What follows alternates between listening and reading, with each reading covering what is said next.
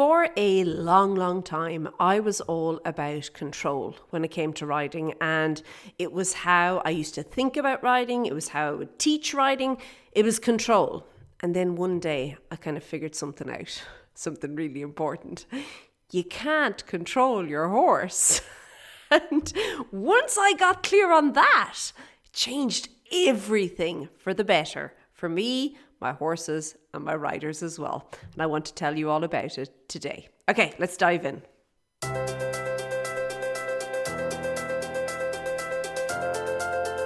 Hey there, and welcome to the Daily Strides podcast. My name is Orna Leeson. I'm an equestrian trainer and coach, and I love helping riders all over the world to have better conversations with their horses, and especially riders who don't have access to a full-time trainer or coach.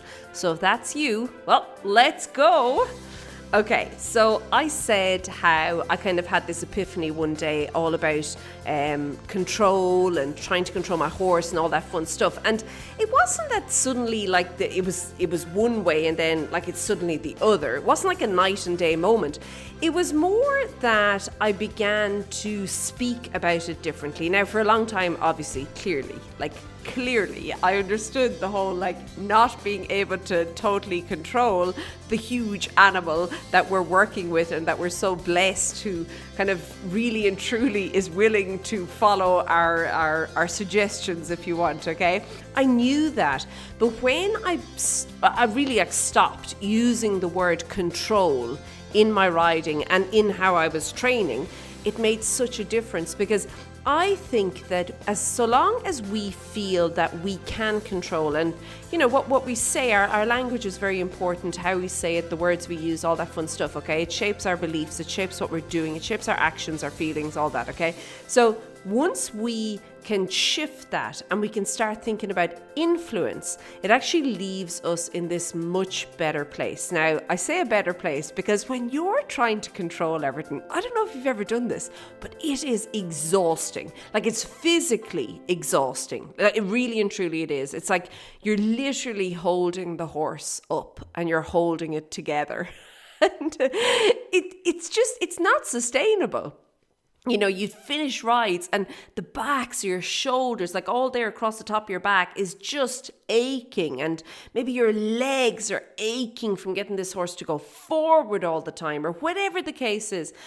And when we stop doing that, when we start to give some of the responsibility across to our horse, well, it makes things more enjoyable.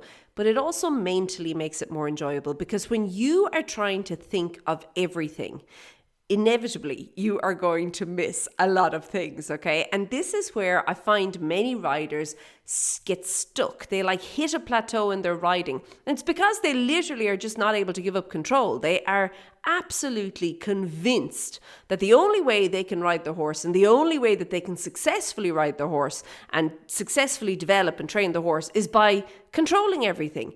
And it's tiring just watching them, okay? So if you have been in that boat, if you're nodding your head now and saying, oh yeah, whoopsie, I done that. Okay, brilliant, because this is how you're going to stop doing it, okay? This is how you are going to stop trying to control your horse, okay? I really and truly think that when you do this, this is where you can actually really begin to make such a difference in your horse's training and development, but also in your skills and your, just general being better and being able to show up as a better version of yourself in the saddle, okay?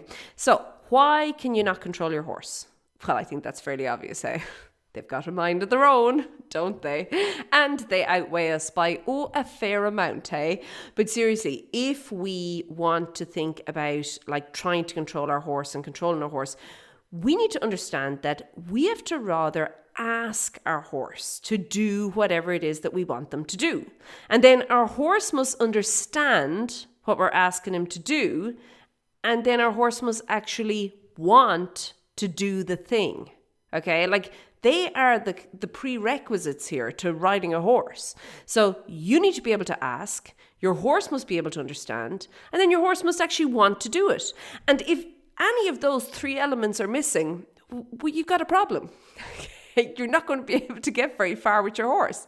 So it's really important to understand that. They seem so simple, but they are absolutely foundational and fundamental, and we need to have those three things in place, okay, in order to actually make progress. Now, I am working on the assumption here and recording this under the assumption that you are a very caring, compassionate and conscientious rider, okay?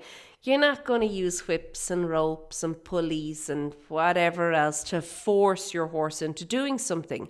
That's not asking, that's forcing. They are two very different things, okay? Now, I'm all about encouraging, and sometimes we have to be a little bit more persuasive in our encouragement, but I'm not into beating horses and whipping horses, and I'm hoping you're not as well. So that all being said, okay, we don't want the horse to do things basically against their will, okay? So that all being said, it's really important to understand that your horse has a mind of his own, that you cannot control his mind. You cannot, but you can positively influence it.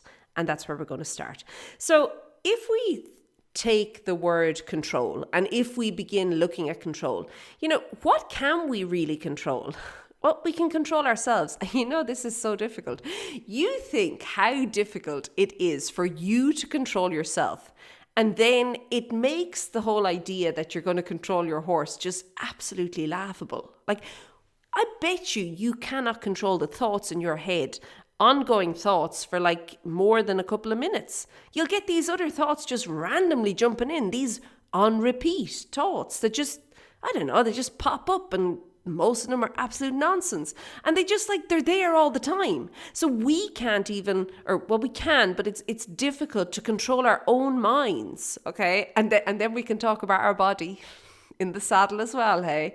We can talk till the cows come home about controlling ourselves in the saddle. And again, you will probably recognize that this is a challenge, okay? There are things that you can put onto autopilot, and the constant challenge and the kind of the evolution of being a rider is that you're all the time having to upgrade the things that are on autopilot so as they are still serving and suiting and kind of really working with this next version of you in the saddle.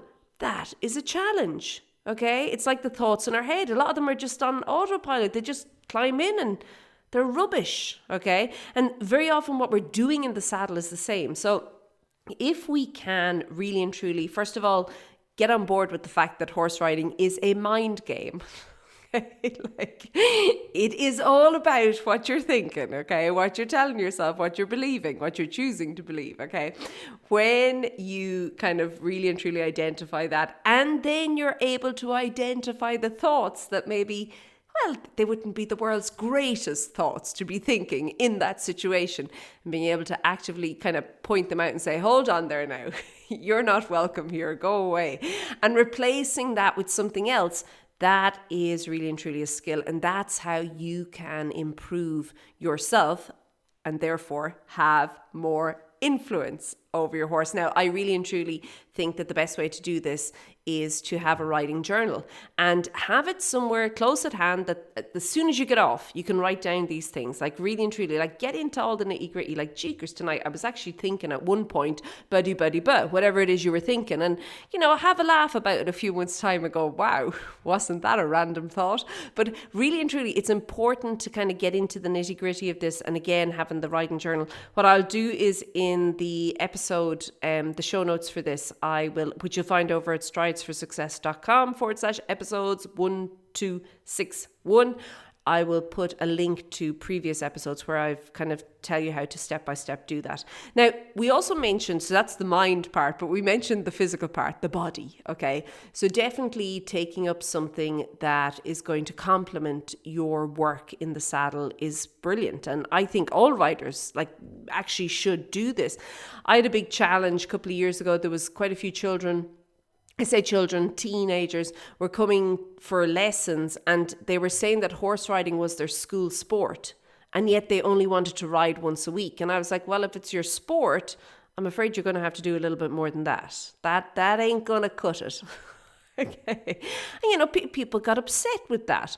But I think that it's really important to understand that if you seriously want to develop yourself as a rider, even if you're just riding once a week, so maybe you're going for weekly lessons, or maybe you just right now with your schedule are only getting out once a week, then it's even more important to do some sort of cross training to incorporate it. So it could be hiking, cycling, swimming, strength training, yoga, Pilates, whatever floats your boat, okay? I do recommend that it should be fun, okay? I'm all about the fun, okay? But it is important to understand that to develop your skills as a rider, you have to work on developing yourself, okay? You have to. And that's both mental and physical. Okay, the next thing to do is to focus on where you're actually putting your attention. Okay, so instead of each ride being about how well you can control your horse, how about flipping that a little bit? How about changing the focus a little bit? Okay, think about how well you could set your horse up for success. I think that's a really big thing. And I think that if you could start every single ride saying to yourself, I wonder if this is going to help set him up for success, if this is going to be more beneficial for him, that can change everything, okay? It changes what you're doing, and it changes how you plan things, and it also then changes how well you communicate things, okay? And by doing so, you get more feedback from your horse about how well he understands and also how willing he is to do the thing. Okay, very important. It's a team sport, eh? You have to have all members of the team on board, working together, okay? Might not be sunshine and roses all the time, but they have to at least be willing, okay, to show up and do the work with you. So that's really important. But seriously, when you work on setting things up rather than controlling everything, you're actually giving your horse the opportunity to really begin being a partner, okay? Like not a robot. Now he's a partner. Now he is a team member.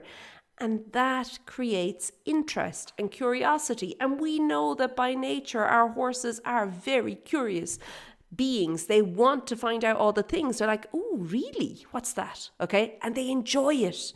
So that is a great way that you could use today to really and truly start to do this. Now, I do think that when you have a horse who can think for himself, first of all, that is amazing because, hey, you're not going to get it right all the time, okay? Hate to break it to you, but you're not. There's going to be times when you get things horribly wrong. And in those times, when you have a partner, a team member, your horse, who's able to say, whoa, okay, hold on there now, whoa, let me just quickly get us out of this. That is lovely. That is teamwork. That's partnership. That is trust, okay? That is you and your horse truly working together as one. And I think really and truly that is a skill that is worth allowing your horse the time and the space to develop, okay? Now, you're going to allow him space because you're going to allow him to make mistakes. Loads of them. Okay, like really and truly, we are going to actively go out and encourage mistakes. We're going to say, come on, bring them on. Let's just start looking for all these opportunities where I'm going to set you up to the best of my ability to do something. And then I'm going to allow you to make a mistake because that is how we are going to learn together. Okay, and there are these great opportunities. Make the most of them. Okay, so I think that when we understand that instead of dreading the mistake, how many riders say, and that's control, eh? That's why we control. It's like, oh no, he's going to make a mistake if I don't control everything. So don't just be like, oh, look, he's going to make a mistake. Yes, there's an opportunity for learning. There we go. Got another one. Brilliant. Okay. That can shift everything. And that is one of your responsibilities when you are showing up as a trainer for your horse. You have to allow him room to make mistakes. And what's really important is that you allow it, you notice it, and then you simply correct it and move on. Okay. That is a key part of this. As riders, we do not want to hold grudges, okay? I want you to think about, have you ever seen a little person learning to walk for the first time, like a toddler, a baby, a toddler, and they wobble the whole time, and like it's just this, like they lose their balance, they fall down, or else they're just too afraid to let go, and they keep kind of wobbling, holding on to the thing. But what we as bigger people, and people who've already mastered this, do is we just keep encouraging. We just keep, go on, you can do it. It doesn't matter how many times they fall down. We say, you're brilliant, aren't you marvelous? Look, you're after taking 3 steps there. Wow, like look at you go. You're winning, hey? And we really and truly get behind them. We encourage them. And yet we don't seem to give the same, if you want, level of grace or compassion or understanding to either ourselves or our horses when we're riding. And I think that it's really important to do that. I actually think that every single mistake your horse makes, it's an opportunity for him to grow and develop, but also for you to grow and develop. And one of the ways that you can do that is to simply just make the correction and then just be calm and forget about it. Now, the forgetting about it is the tough part, eh? But I want you to think about this. Have you ever been in a situation where you made a mistake? And you made the mistake and the person corrected you, whoever, the person said, oh, look, it's meant to be like this. But then they wouldn't give you the opportunity to try and do it again. They just kept minding you or hovering, ready for you to even kind of, start to make the same mistake again, and they jump in. And first of all, it's very claustrophobic. It's not a nice feeling, but then you begin to resent the person. You're like, okay, well, what was the point in even correcting me if you're not going to allow me the space to go and try and do this again? Okay? You have to allow your horse the space. Your horse's confidence is going to grow, okay, in himself and in you if you can simply just correct the mistake and then move on, okay? Now, very often, and this is true, it's like the toddler learning to walk. You're going to have to correct the same mistake over and over and over, okay? But it's really important to do it without judgment and without holding a grudge. You have to be able to do that as a rider. And that is that giving over the control. And it is mentally, it's hard, eh? It feels uncomfortable. It feels like you're going, oh, he's going to make the big mistake. Let him make it. Who cares? Let him make it, correct it, and move on. That is it. If you can master that as a rider, telling you, it'll be like night and day for you and your horse. It will change everything, I promise you, okay? It is that good, okay? So I want you to make a commitment today to begin thinking about, where am I trying to control everything? Now, you might not be doing this your whole ride, okay? There might just be elements, like maybe the transition from trot to canter. You turn into some sort of hold the whole thing together, and it's almost like you have to canter for the horse just to get him into the canter, okay? I want you to be aware of those things, and I want you to start making a commitment, to make the commitment and then to start actually implementing that you are going to allow your horse the space to do this himself. If you would like free training to help you to kind of help your horse in this situation, you can go over to stridesforsuccess.com/free. There's a training there that you can use to get the two of you a little bit more on track and together in your riding. Okay, I'm going to leave it at that. Have a great week. Keep well. I'll chat to you soon. Be good. Bye.